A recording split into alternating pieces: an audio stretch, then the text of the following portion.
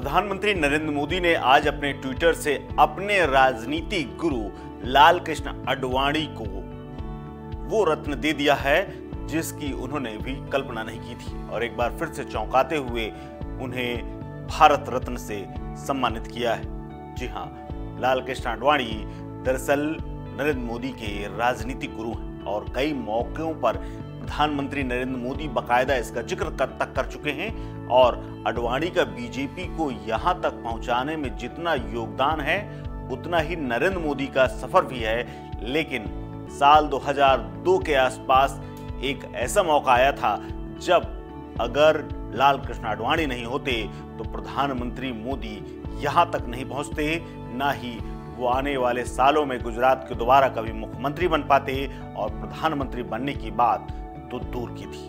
दरअसल ये बात तब की है जब गुजरात दंगों के वक्त मोदी पर आंच आ गई थी। तब लाल कृष्ण आडवाणी ढाल बनकर सामने खड़े हो गए थे और अपने चेले को बचा लिया था। क्या है पूरा मामला, विस्तार से आपको बताऊंगा।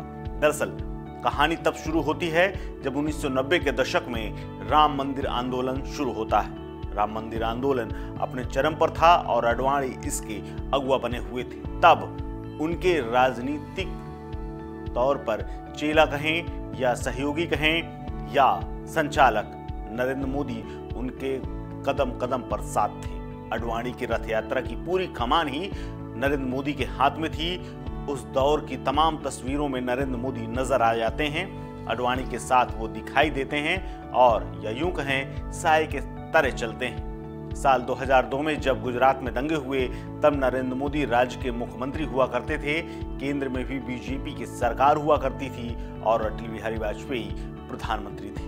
दंगे हुए, देश में हड़कंप मच गया, पूरे देश में मुख्यमंत्री को हटाने की मांग उठी। प्रधानमंत्री वाजपेयी गुजरात गए, प्रभावित इलाकों का दौरा किया, वहां नरेंद्र मोदी के साथ में बैठकर बाकायदा प्रेस कॉन्फ्रेंस की।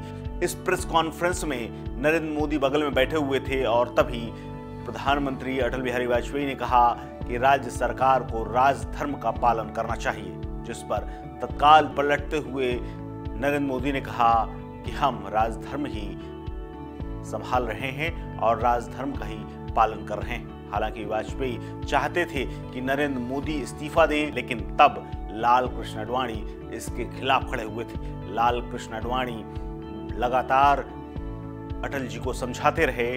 लाल कृष्ण आडवाणी ने पूरी इस कहानी और इस कथा का अपनी एक जो आत्मकथा लिखी गई है, माई कंट्री माई लाइफ में उन्होंने इस पूरे वाकये का विस्तार से जिक्र किया है। वो लिखते हैं कि 2 मुद्दों पर मेरी अटल जी के साथ एक राय कभी नहीं रही। पहला था अयोध्या का मामला, जिस पर आखिर में वाजपेयी को पार्टी की राय माननी पड़ी, और दूसरा था गुजरात दंगों पर नरेंद्र मोदी के इस्तीफे की।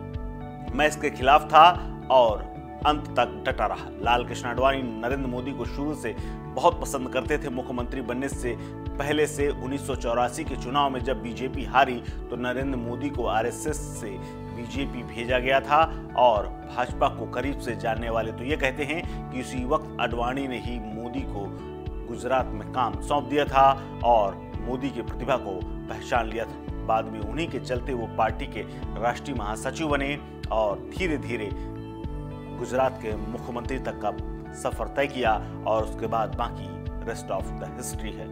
लाल कृष्ण आडवाणी ने करीब 50 साल से ज्यादा सक्रिय राजनीति की, लेकिन उनके दामन पर कभी एक दाग नहीं लगा। साल 1996 में एक ऐसा मौका आया जब विपक्ष ने हवाला कांड में उनका नाम घसीटा और उनसे इस्तीफा मांगा गया।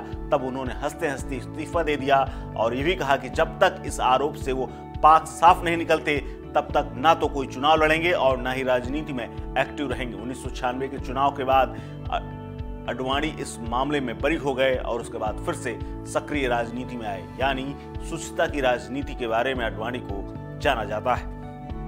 आडवाणी को अपने सिद्धांतों में अड़े रहने वाले नेता के तौर पर भी जाना जाता है। एक वक्त आया साल 2005 में जब उन्होंने जिन्ना को सेकुलर नेता बता दिया था, जिस पर खूब आलोचना हुई थी।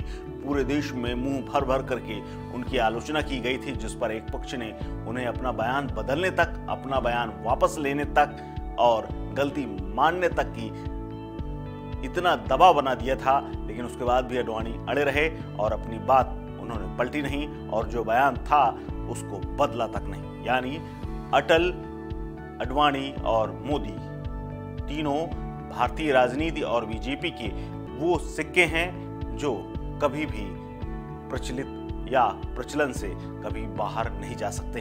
यानी इनका कोई जवाब नहीं। और आज इसी का परिणाम है कि लाल कृष्ण आडवाणी भारत रत्न से सम्मानित किए गए हैं। इस खबर में फिलहाल इतना ही। अपडेट्स के लिए बने रहिए वन इंडिया हिंदी के साथ। नमस्कार।